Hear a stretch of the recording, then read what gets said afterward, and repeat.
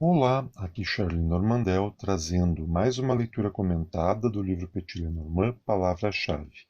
Hoje, apresentando o capítulo 28, O Homem, que trata da carta de mesmo nome. Uma carta muito importante, porque é aquela que vai representar o homem quando ele for o consulente. Isso é específico, é próprio do Petit Lenormand.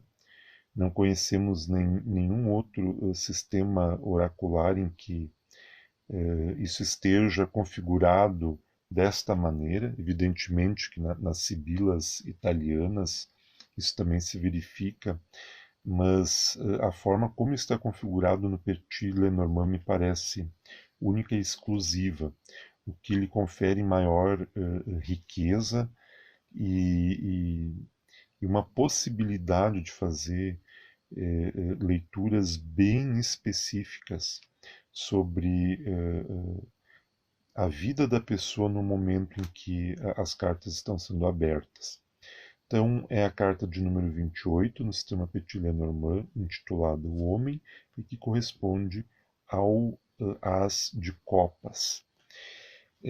Lembrando que no sistema Petit Lenormand, o naipe de copas representa as emoções, os sentimentos, a forma como nós experienciamos a vida neste plano através desse filtro, né, das nossas emoções, dos nossos sentimentos. E é interessante aqui o homem, a carta o homem estar associado a este naipe e não a mulher. E isto não é por acaso. Isso aqui é muito, muito, muito interessante, muito importante. E mais adiante intentamos escrever algo mais especificamente sobre isso aqui, porque é um dos aspectos mais profundos desse sistema oracular e casa perfeitamente com as ideias do psiquiatra e psicólogo suíço Carl Gustav Jung, discípulo dissidente de Freud, que na sua estrutura da personalidade humana, ele estabelece algumas categorias. Né? Ele avança, né, além das propostas freudianas, conservando algumas delas, mas ampliando-as. Né? E numa das suas estruturas, ele representa, né, o psiquismo humano como um centro, né, no centro do qual, né, uma espécie de esfera, no centro da qual se encontra o que ele chamou de self. Isso é o centro da nossa personalidade. E alinhado com self estariam, né, orbitando em torno dele todas as demais estruturas do nosso psiquismo, algumas delas chamadas por ele de complexos. Né. Um desses complexos seria o ego, né, o que Freud chama de ego, que é a nossa consciência no momento presente de quem nós somos, né, o nosso eu, é essa ideia definida, né, de eu, enquanto ser individual, né, mas que está ancorada de forma mais profunda no self. E no caso do homem, né, todo homem, né, ele teria associado a ele uma outra estrutura, geralmente localizada nas regiões inconscientes, que não estão presentes na consciência da pessoa, mas sim nas zonas inconscientes, que seria é, a ânima, né? Palavra que vem do latim, né? E que quer dizer alma, né? Mas que Jung afirma que são representações de tudo aquilo que está ligado ao universo feminino. Isso seria uma contraposição ao ego, né? A condição dessa nossa ideia que o homem tem de masculinidade, de ser o homem em si, contraposto a isso ao o ânima e todas as suas referências relacionadas à feminilidade. E isso funciona como contraponto, inconscientemente, né? Então, o homem tem a ânima e, ao contrário, a mulher tem o ânimos, né? A mulher, contraposta à sua ideia de feminilidade, da sua condição de mulher, possui o ânimos, que reúne, né, todas as referências que ela possui do que é masculino, né, das questões ligadas à masculinidade, e isso de forma inconsciente, mas que afetam, né, a sua individualidade, que afetam a sua personalidade. E o trabalho de Jung, essas ideias dele, elas são do século XX. Ele desenvolveu essas ideias ao longo do século XX. Mas o baralho Petit-Lenormand, que é lá do século XVIII, do protótipo do Jogo da Esperança, do Johann Caspar Hechtel, ele espelha esse dinamismo do psiquismo humano, né? Com quase com mais de um século e meio de antecedência dessas observações, desses estudos, dessas análises de Carl Gustav Jung. Então é interessante aqui o homem estar associado ao naipe que trata das emoções, enquanto a mulher está associada ao naipe que trata das coisas que na época estavam mais associadas ao homem, como as viagens, os negócios, o empreendedorismo, o trabalho e por aí vai. Então isso aqui é deveras fantástico e mais adiante tentamos tanto escrever quanto fazer alguns vídeos específicos para tratar dessas questões.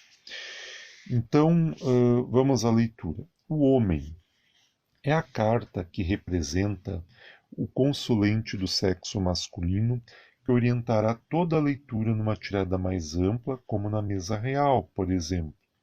Ela também representa uma figura masculina de importância muito grande para a mulher, quando esta for a consulente, geralmente tratando-se do namorado, noivo, marido, companheiro e por aí vai. Então, essa carta inicialmente tem essa função. Se nós estamos fazendo a leitura para nós mesmos e nós somos do sexo masculino, ou se estamos fazendo a leitura para alguém que seja do sexo masculino, esta é a carta que vai representar. Tá? Se a leitura está sendo feita para alguém do sexo feminino, esta carta vai representar um homem que desempenha um papel muito relevante na vida da pessoa para quem nós estamos lendo. Geralmente com essa conotação de um vínculo afetivo mais forte, né? Principalmente, né, um afeto, né? Um namorado, um noivo, um marido, companheiro e por aí vai. Esta carta reflete em si todo o universo masculino, incluindo as suas contradições. Desde o século XVIII, quando Petit-Lenormand surgiu, seguem plenamente válidas algumas características gerais, tais como força, virilidade, razão, domínio exterior. Tudo isso está associado a esta carta como características do homem. Mas lembrem-se, né, o ser mais profundo ele guarda características masculinas e características femininas. Todo homem, segundo a visão junguiana, tem uma ânima. Toda mulher, segundo a visão junguiana, insistimos, tem um ânimos. Então, essa questão da feminilidade e da masculinidade elas funcionam de forma complementares. Conta-se é, que um famoso compositor, né, estava em sua casa e, e ocorreu uma chuva muito forte, né? E isso ocasionou uma goteira, né? E fala-se que ele foi para o piano compor uma das suas mais belas músicas e a sua esposa foi consertar o telhado, foi consertar a goteira. Então, isso mostra, né, que masculino e feminino, embora estejam, né, mais ou menos definidos em cada um, funcionam complementarmente, né? Há muitos homens que guardam em si características muito fortes de feminilidade, né, sem terem inclinação sexual pelas pessoas do mesmo sexo, né? Só são mais sensíveis, né? E há mulheres, da mesma forma, que, por sua vez, têm características que são mais frequentemente atribuídas aos homens, sem serem homossexuais também. E acontece, sim, nós sabemos hoje, que há pessoas, né, que se encaixam dentro do que se vem convencionando chamar de LGBTQIA+, e tudo isso está contemplado tanto na carta do homem quanto na carta da mulher, né? E elas absorvem esses sentidos. Tá? Avançando na leitura. Impressiona que, passados mais de 2 séculos, as características masculinas do indivíduo e da sociedade tenham sido preservadas, quase que inalteradas. Né? Isso é um dado. Né?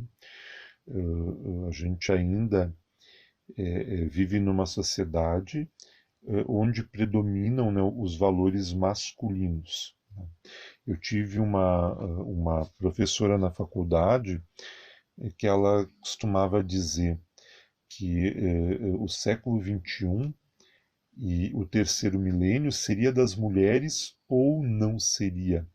Ela era extremamente feminista e se empenhava em evidenciar a importância, né, das mulheres gozarem cada vez mais do seu espaço dentro da sociedade, ocuparem o seu lugar ao sol, e que as características da mulher possam também prevalecer, não sobrepondo-se às características do homem, mas harmonizadas com essas características, comporem uma unidade mais harmônica, que é essencial para o desenvolvimento da nossa sociedade. Hoje é uma questão de sobrevivência, encontrar um ponto de equilíbrio entre as características femininas e as características masculinas. Sob um ponto de vista junguiano, o homem pode também fazer referência à ânima, que constitui uma instância arquetípica que se encontra ancorada no inconsciente pessoal, em torno da qual circulam as principais referências femininas que o indivíduo introjetou ao longo do curso do seu desenvolvimento pessoal, que foi, com outras palavras, o que eu acabei de comentar. Né? E esse é um dado muito interessante e que futuramente vamos explorar melhor. Esta carta tem como palavras-chave principais masculinidade, virilidade, força, razão, entre tantas outras. Aqui Charlie Normandel apresentando para você mais uma leitura comentada do livro do baralho, Petit Lenormand, palavra-chave, hoje explorando um pouco do sentido da carta de número 28, O Homem, que é uma carta que precisa ser melhor explorado. Né? É muito pobre. Só considerar, isso aqui é o homem ali na mesa real. A carta A carta 29 é a mulher ali na mesa real. É isso sim, sem sombra de dúvidas, mas é mais do que isso. É isso e muito mais. E isso que nós precisamos ter, precisamos compreender ao trabalharmos com esse sistema oracular, a sua grandeza e a sua profundidade. Nós não podemos ficar na superfície, né? Essas cartas são usadas há décadas, há séculos, muitas vezes de forma até intuitiva e funcionam, né? Mas a forma como elas são usadas, na maioria das vezes, é uma forma muito rasa, né? Elas merecem mais e elas podem oferecer muito mais, mas isso depende das mãos que as manipulam, ou em outras palavras, dependem da habilidade, do conhecimento, do repertório pessoal de quem faz a leitura e a interpretação. Aqui, Charlie Normandel, desejando sucesso e prosperidade na aprendizagem das cartas e também sua vida pessoal, e agradecendo pela sua presença até aqui, a sua colaboração, a sua participação em nosso estudo coletivo desse sistema oracular. Um forte abraço, até mais.